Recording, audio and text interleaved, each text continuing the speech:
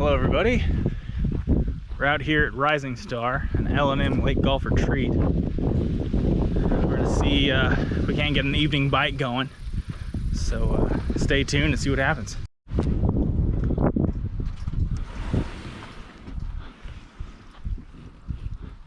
Oh crap, almost forgot. The work is never done.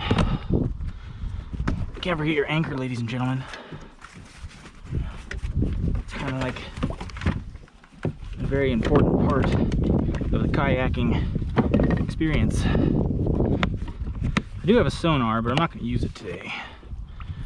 I really have no need for it in this particular body of water.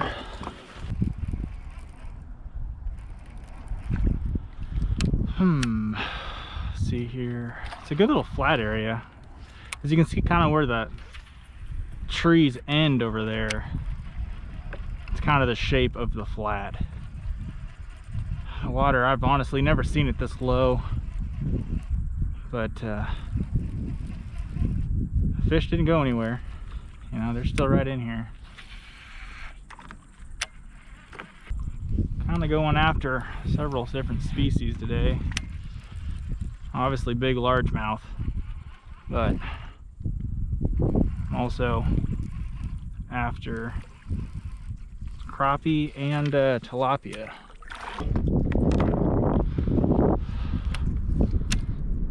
This thing is super heavy. It's called a tater hog skull cracker.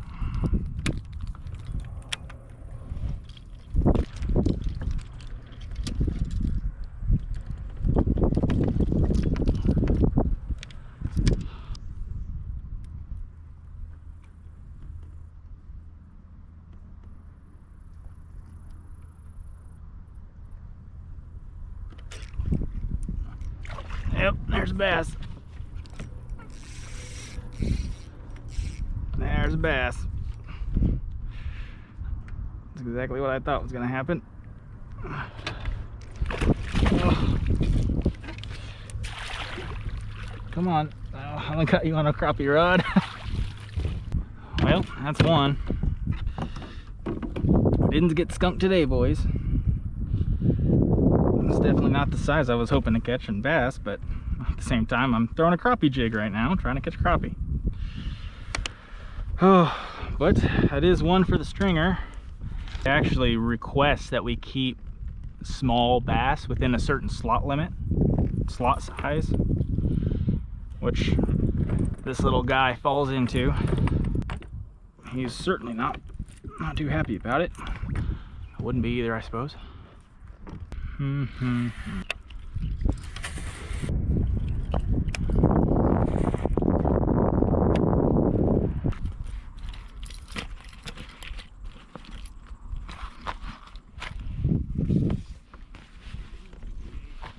Yeah, I figured.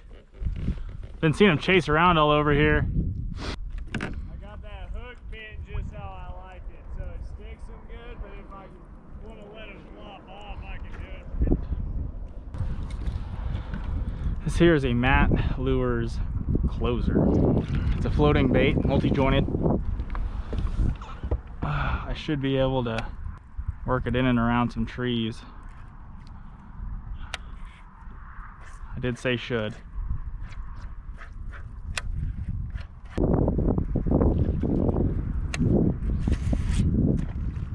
That's close. Oh, there he is. Oh.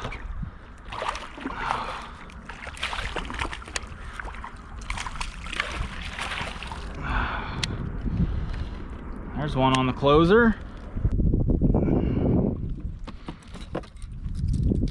Always use pliers if you have them. Don't be stupid and get a hook stuck in you. Especially when you had pliers right beside you. Always use pliers. Alright, I've got one to eat a big swim bait. Sweet. Alright, let's get out of here. These little fish are in here just pounding on it, on these shad. Little shad too, not very big. I only brought big baits with me, so I don't really have anything to like match the hatch in this particular situation. But I've caught 2 fish still, only one on a big bait.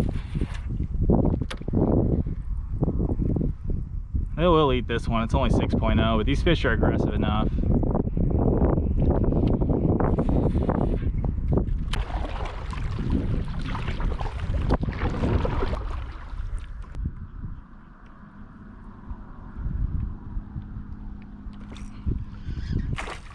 Oh, that's a big crappie. Oh, that's a really nice crappie. Oh, yes. No, what am I doing? How did that even happen? Oh, I picked him back up out of the net. That was stupid of me. Oh, yes. Big crappie. That's a heck of a crappie, man. Oh, I can smell him. This crappie just smells so much different than bass do. Oh, what a beautiful fish.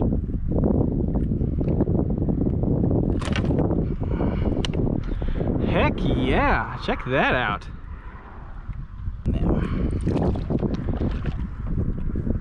Heck yeah. Crappie. That's what I'm talking about.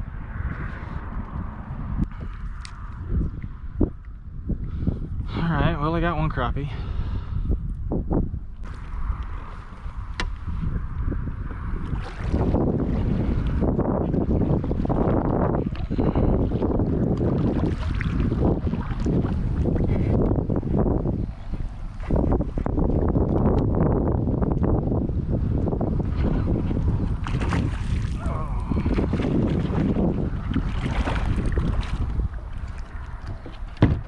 You are black. There's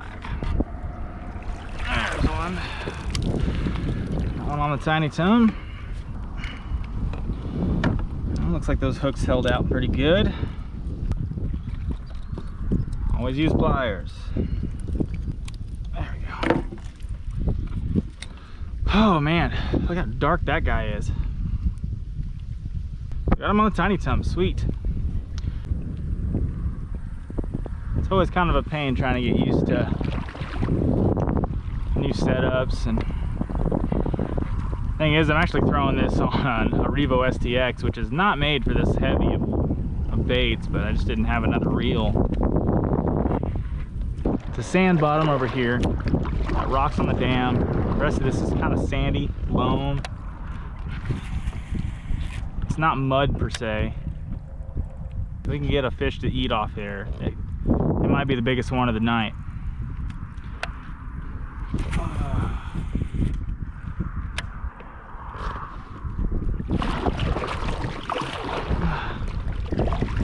Sometimes you gotta reposition mid-cast or right after the cast. Oh, I had one looking at it. You see that? God, I hope that picked it up on camera. As soon as I started moving it, it took off. Might have been a smaller one. I think a bigger one just would have ate it. So this point comes off here about a cast's worth before it kind of slowly dumps off into the basin. I'm actually going to go ahead and put up the top water, and I'm actually going to bring out the big bait. I'm going to go big or go home. I'm bringing out the Hinkle shad. It's an incredibly great bait, very difficult to get a hold of, honestly.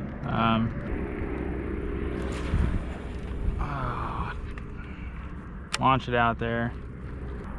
As there's kind of an open area. I mean, off this point, you know, fish like to hang around points anyway, but it's kind of the last little piece of structure down there before you get into the dam. Fish will still hang out here. You know, it's not, they're not gonna go away for just because the water gets a little low. I mean, the structure still exists down there.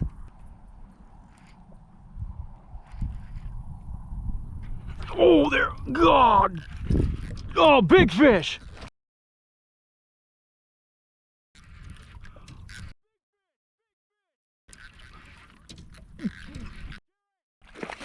Oh my God! Oh. Oh. God, look how he ate that thing. Oh. Golly, I wish this was freaking springtime. I bet she's a 6-pounder, but man, I bet in spring she was a freaking stud. And there it is, popped right out. Summer fish, guys. It's, I mean, just long, just really long and skinny. It's like about 22.5 inches. Back in the water. When you catch fish on big baits, the bite is so hard. I mean, they just hammer it. She ate that hinkle head first, and the hinkle was down her throat, the entire thing. Like 3/4 of the bait was in her mouth. It was crazy.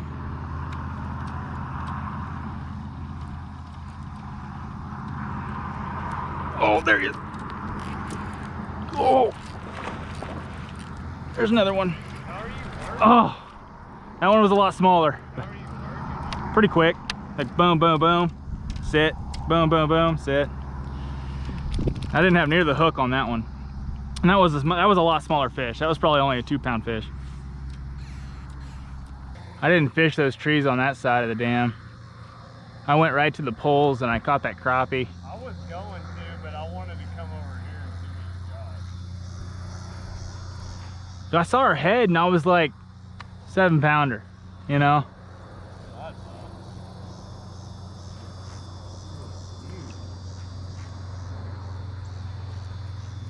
Oh, God, there you go. Oh.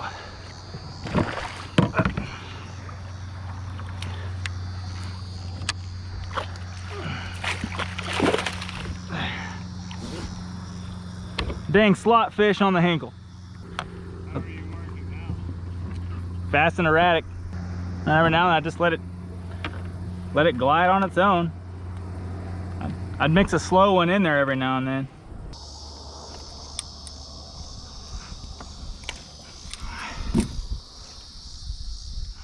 There you go.